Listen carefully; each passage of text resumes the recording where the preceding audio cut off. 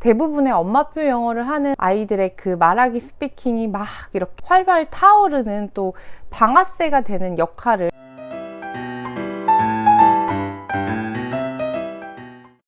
안녕하세요. 사실은 제가 지난 영상을 다 찍어 놨는데 마이크가 음질이 다 날라갔더라고요.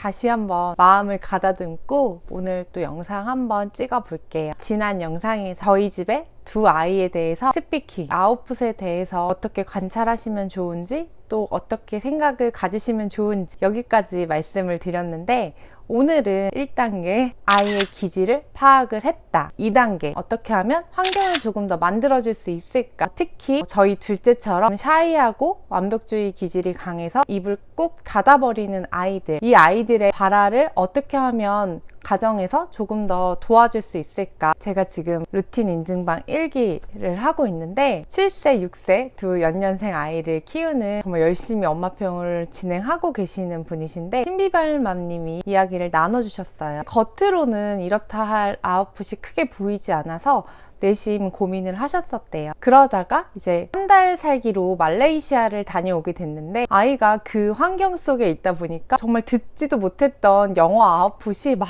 자연스럽게 말하는 그 상황들을 많이 맞닥뜨려 보신 거예요. 여기 한국에 있을 때는 한마디 내뱉는 게 조금 어려워 보이는 아이였지만 그렇게 슬슬 내뱉는 그 모습을 보고 아, 내가 그동안 쌓아온 게 정말 그냥 사라진 게 아니었구나. 이제 더 믿고 더 많이 들려줘야겠다라고 더 확신을 갖게 되셨다고 하더라고요. 루틴 인증방에서도 저한테 매일 많은 질문을 또 올려주시는데 확실히 그 아웃풋에 관한 이야기, 아이를 이렇게 잘 관찰하시면서 순간순간 드는 고민들, 또 결정장애, 결정을 해야 하는 부분들에 대한 이야기들을 서로 나누고 있는데 확실히 이 아웃풋에 대한 이야기가 최근에 더 많이 올라오더라고요.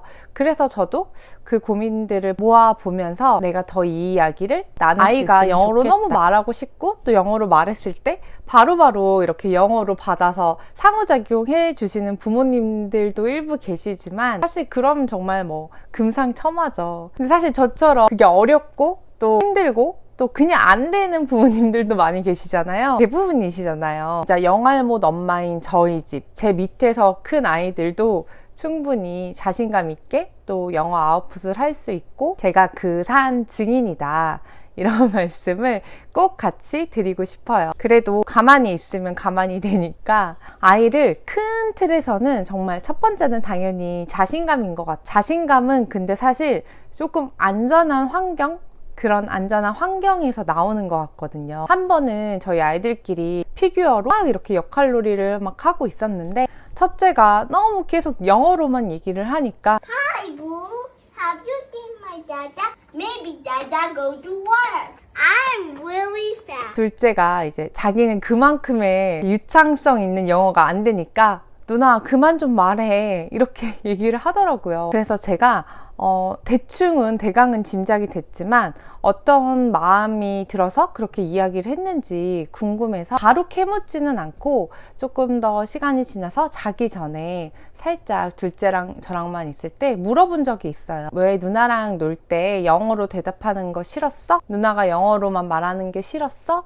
이렇게 제가 물어보니까 이거 이렇게 얘기를 하는 거예요. 누나는 너무 잘하잖아. 나는 그만큼 못해. 솔직히 조금 그날 마음이 아팠어요. 저는 이제 주변에서도 그렇고 또 이 첫째의 존재가 항상 너무 좋겠다. 이런 누나가 있어서 좋겠다. 누나가 어느 정도 영어 선생님 역할을 하는 것 같다. 뭐 이렇게 좋은 말씀을 막 해주셨고 저도 항상 첫째가 둘째한테는 정말 강력한 인풋이라고 생각을 했는데 그 순간만큼은 둘째가 그런 마음이 많이 들 수 있었겠구나. 더더구나 이런 완벽주의 기질의 아이들은 완벽한 문장이 아니고 유창한 문장이 아니고 내가 다 아는 단어의 뜻이 아니기 때문에 이거를 확 내뱉는 거에 대해서 주저주저 하는 성향이 있잖아요. 기질이 있잖아요. 누나라는 존재가 최고의 인풋이 되기도 하지만 동시에 어떻게 보면 정말 부담스러운 존재일 수도 있겠구나. 이걸 또 알게 되더라고요. 그래서 저는 아이가 영어를 가끔 내뱉을 때도 너무 호들갑 떨지 않기로 했어요. 첫째랑은 또 다르게 대하게 되더라고요. 둘째한테는 마음속으로는 정말 막 캐제를 부르지만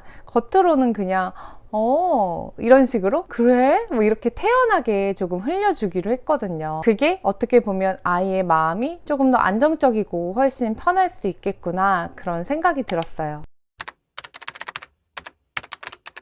우리 아이 영어 말하기 아웃풋 환경을 만들어주는 그 첫 번째는 말할 수 있는 판 깔아주기.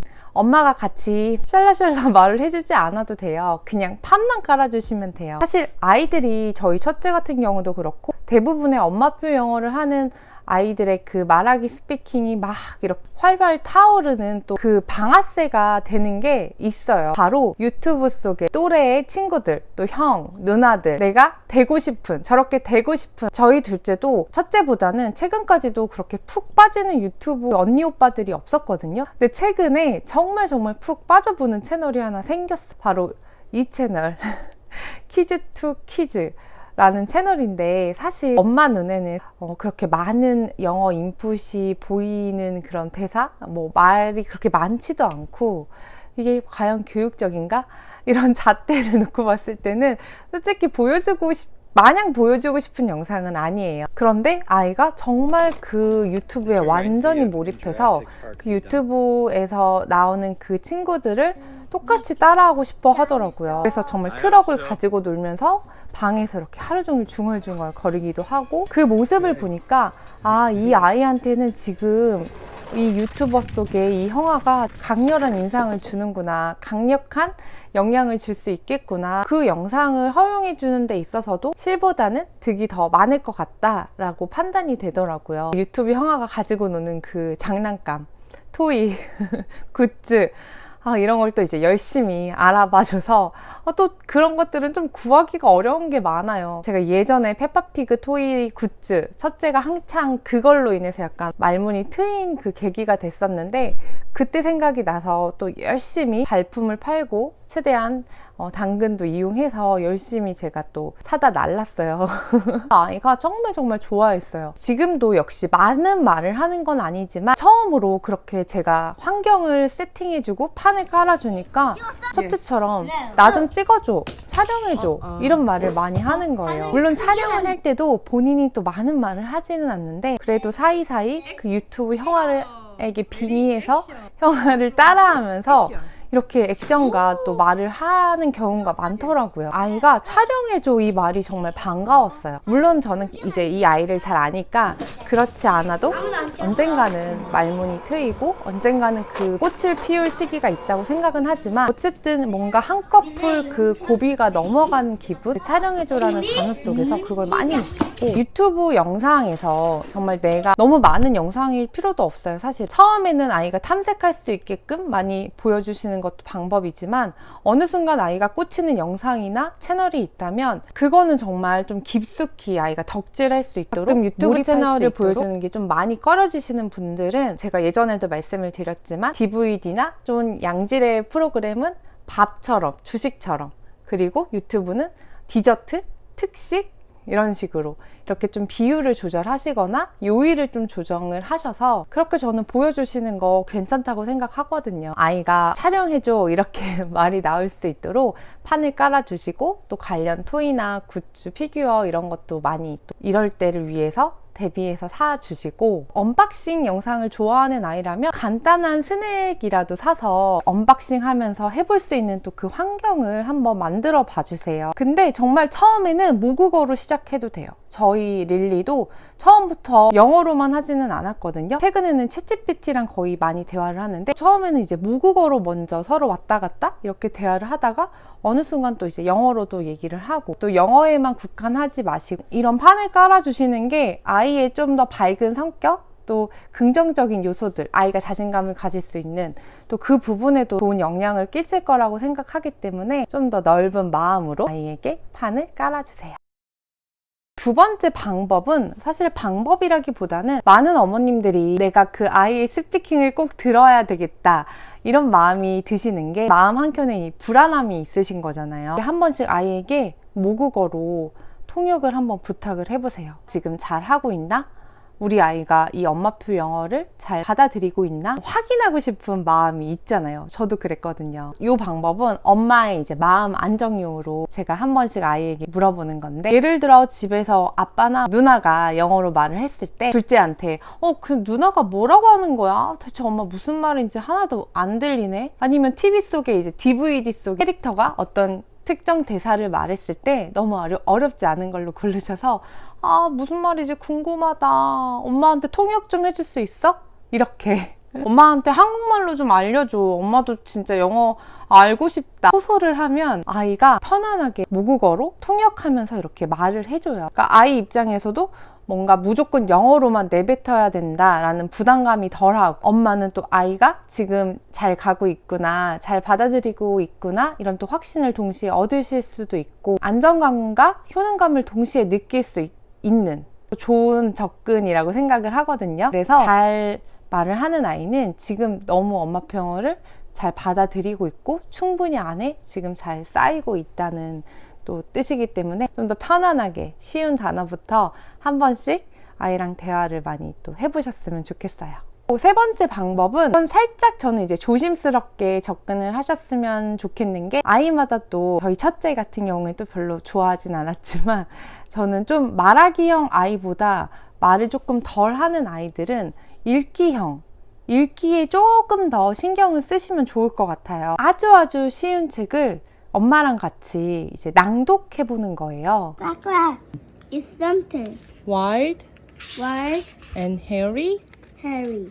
Let's get out of here. Mom liked the yellow t-shirt with black shoes. Spider everywhere. Then spider on the spider web.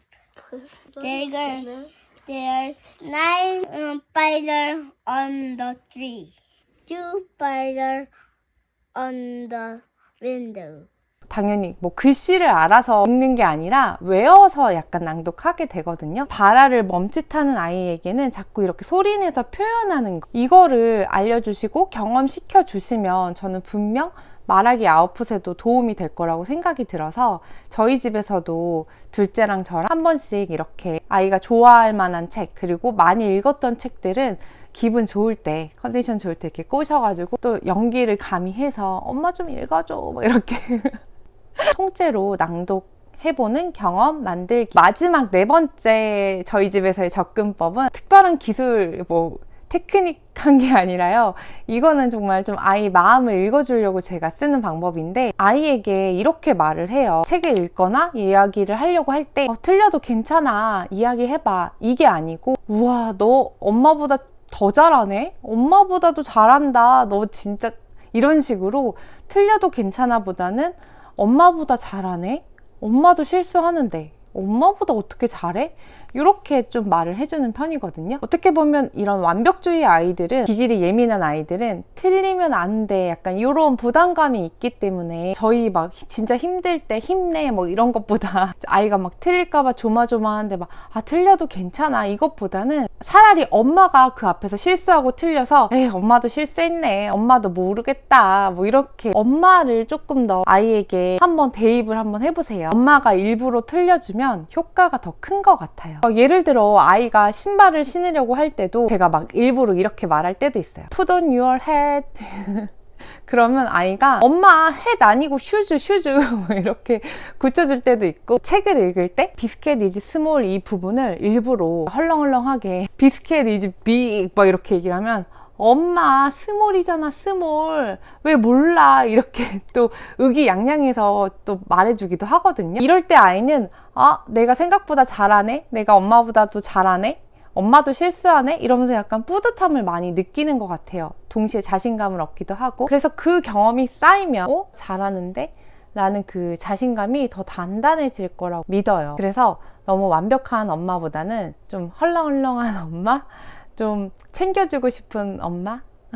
그런 엄마가 되보셔서 아이들에게 당연히 가르칠 수도 없을 뿐더러 아이가 좀 저를 케어하고 가르칠 수 있게 그렇게 연기를 해보시는 게 어떨까 또 생각이 듭니다. 네, 그래서 결국 중요한 건 좀 당연한 얘기긴 하지만 기질에 맞는 접근. 제가 지난 영상에서도 기질이 다른, 성별도 다르고 기질도 다른 두 아이, 틀려도 당당하게 말하는 아이, 그리고 저희 둘째처럼 샤이하고 완벽주의여서 입을 꾹 닫아버리는 아이. 첫째에겐 어떤 영어를 했을 때 정말 박수 쳐주고 1호 팬이 되어주고 환호해주지만 둘째한테는 작은 바라도 소중하게 여겨주고 또 안전한 환경들을 계속 더 많이 안정감을 가질 수 있도록 조성해주고 또 더 많이 기다려주고 이렇게 기질에 맞게 조금씩 다르게 저희 집에서도 환경을 조성해 주려고 하고 있어요. 제가 다시 한번 말씀드리지만 모국어도 마찬가지예요. 엄마 말을 다 듣는 것 같아도 어떤 문장으로 내뱉기까지 오랜 침묵기가 있잖아요. 말이 조금 느린 아이는 더더욱 그렇고,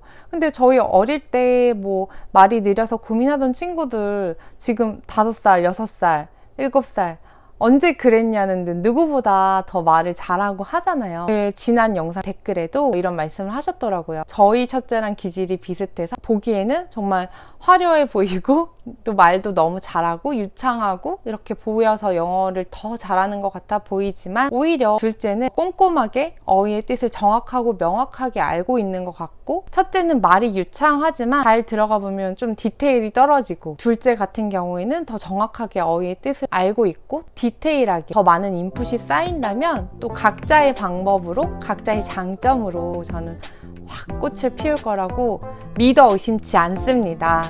저 역시도 이렇게 좀 샤이한 둘째 친구가 없었으면 아마 좀 덜 겸손했을지도 몰라요. 둘째 덕분에 아이에 대한 이해의 폭이 훨씬 더 넓어졌고 제가 엄마로서도 겸손하고 또 더 성장할 수 있었던 것 같아요. 이 자리를 빌어 둘째에게 너무 감사한다는 말씀 전하고 싶고요. 오늘도 각자의 자리에서 애쓰고 있는 진짜 모든 엄마들, 이제 육아 동지 어머님들께도 또 응원하는 마음 전하면서 오늘 영상도 마치도록 할게요. 오늘 하루도 사랑해, 고마워, 축복해 사고축 많이 하시면서 또 꽉 찬 하루 만드시길 바랄게요.